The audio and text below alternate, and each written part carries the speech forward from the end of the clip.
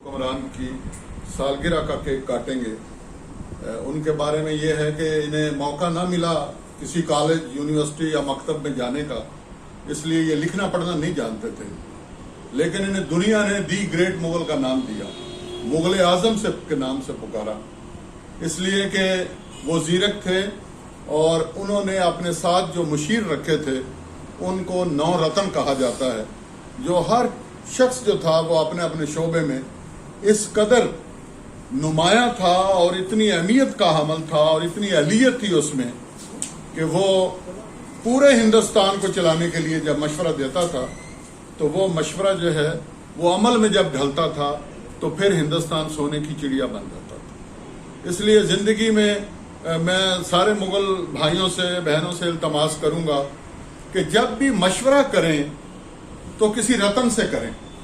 रतन का मतलब ये होता है दी लेजेंड, जो अपने शोबे में इंतहाई नुमाया मकाम रखता हो। इसलिए मशवरे के लिए खामखा हर किसी से मशवरा न करें। दूसरी बात यह है कि इसलिए हम सालगिरह मना रहे हैं कि ये तीसरे मुगल बादशाह थे। अगर ये बादशाह ना होते तो शायद हम उनका इस तरह यहाँ पर केक ना काट रहे होते उनके नाम का। लिहाजा मैं ये अर्ज करूंगा कि मुगल कौम जो है उसको क्या हो गया है कि वो बादशाह बनने से हिचकिचाते हैं। वो कहते हैं नहीं जी, सियासत हमारा काम नहीं है। वो वोट देते रहते हैं, वो नोट देते रहते हैं। बेशक उनकी अपनी पार्टियां हैं, बेशक उनके अपने कायद हैं, लेकिन कई दफा अर्ज कर चुका हूं कि सियासत और मुगल अलग अलग नहीं रह सकते। ये इलेक्शन आ रहे हैं पंजाब में, बल्दियाती इलेक्शन का है इम्कान है, आगे जनरल इलेक्शन हो सकते हैं उसका इम्कान है। तो आप सारे दोस्तों से इल्तमास है कि इंशाल्लाह हम मुगल बादशाहों से निस्बत रखते हैं। हमने भी इख्तियार और इक़्तिदार लेना है।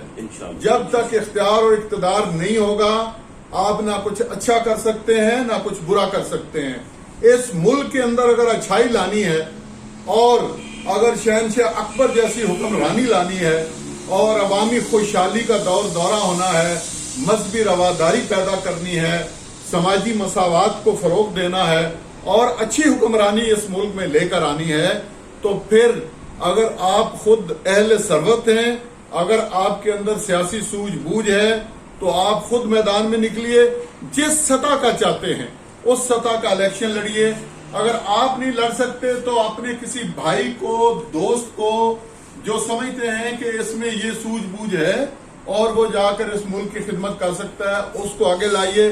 अगर कोई पार्टी टिकट देती है तो बहुत अच्छी बात है, कोशिश कीजिए अपनी जिस पार्टी चाहे, जो आपकी पसंद की पार्टी है। आप पीपी से ताल्लुक रखते हैं, नून से ताल्लुक रखते हैं, तहरीक इंसाफ से ताल्लुक है, जमात इस्लामी से ताल्लुक है, आप उनसे कहिए कि हमें आप मौका दीजिए। हम 70 साल से आपको वोट दे रहे हैं, आपको फंड्स दे रहे हैं, अब हमें मौका दीजिए कि हम इलेक्शन लड़ें।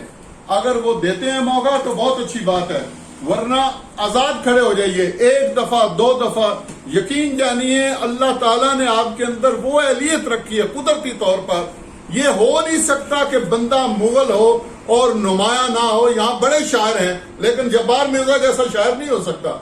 यहाँ बड़े काउंसलर, बड़े नायब नाज़िम, सारा कुछ होगा, लेकिन उमर मुगल जैसा नहीं हो सकता। आप में से कितने यहाँ अकबर मुगल साहब जैसा नहीं हो सकते, यहाँ फानी जैसा नहीं हो सकता।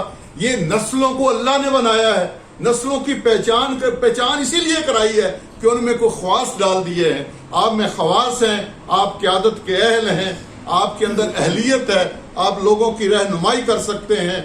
आपको कुदरत ने इस काबिल बनाया है, आपने लीड करना है।